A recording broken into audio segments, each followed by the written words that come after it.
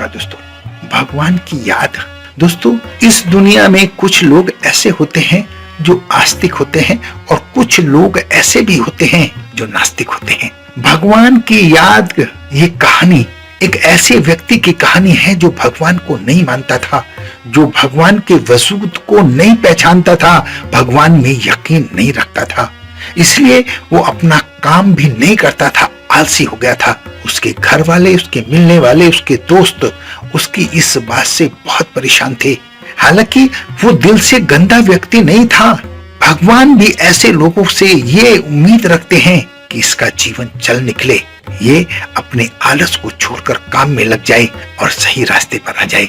इसलिए वो दोस्त के माध्यम से, माँ बाप के माध्यम से, रिश्तेदारों के माध्यम से, आस पड़ोस के माध्यम से उस व्यक्ति को ये संदेश देते रहते थे कि अपने काम में मन लगाओ, अपने काम में मन लगाओ, अपने काम में मन लगाओ।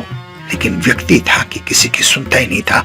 एक दिन भगवान उसके सपने में आते हैं और उससे कहते हैं, तुम्हारा जीवन बदल सकता है, क्योंकि तुम्हें ये याद रखना चाहिए कि कर्म ही पूजा है।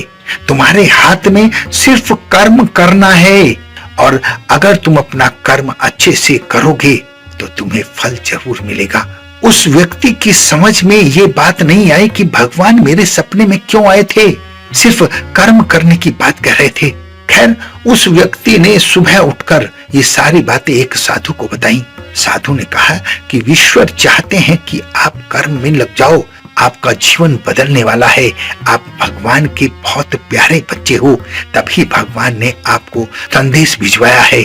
और ये बात उसके मन में घर कर गई। तब उसकी समझ में आया कि हाँ, मेरे माँ बाप, मेरा दोस्त यही बात मुझसे कहते थे, तो जरूर ईश्वर की ही ऐसी मर्जी रही होगी। अगर मैंने उन लोगों की बात नहीं मानी तो ईश्वर ने सपने में आकर मुझे सारा संदेश साफ साफ दे दिया। दोस्तों, भगवान हम सबकी सुनते हैं। भगवान उन लोगों की जरूर सुनते हैं जो निर्मल और पवित्र हैं, जो किसी के बारे में गंदगी अपने दिमाग में नहीं रखते हैं, जो किसी की बुराई नहीं करते हैं और सबकी मदद करने के लिए हर वक्त तैयार रहते हैं। दोस्तों, मदद की ये कहानी बिल्कुल सटीक है। हमारे जीवन में ऐसी घटनाएं होती हैं। हमें जीवन में ये समझना चाहिए कि कर्म ही पूजा है। कर्म करना हमारा सबसे पहला कर्तव्य है। कर्म के अलावा कुछ भी हमारे हाथ में नहीं है।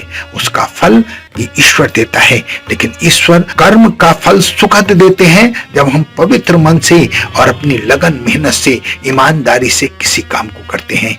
तो काम में लग जाना और पूरी तन्मयता के साथ उसको पूरा करना, ये हमारा कर्तव्य है। काम में लगे रहो और कर्म को पूजा समझकर बिल्कुल श्रद्धा के साथ करो। ईश्वर आपके साथ है। ईश्वर आपको वो सब देंगे जो आपको जीवन में, जिसकी आपको जरूरत है।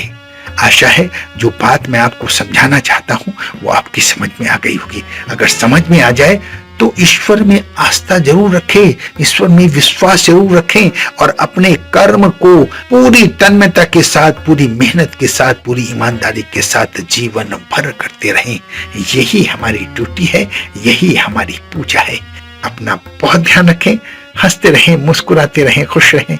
धन्यवाद।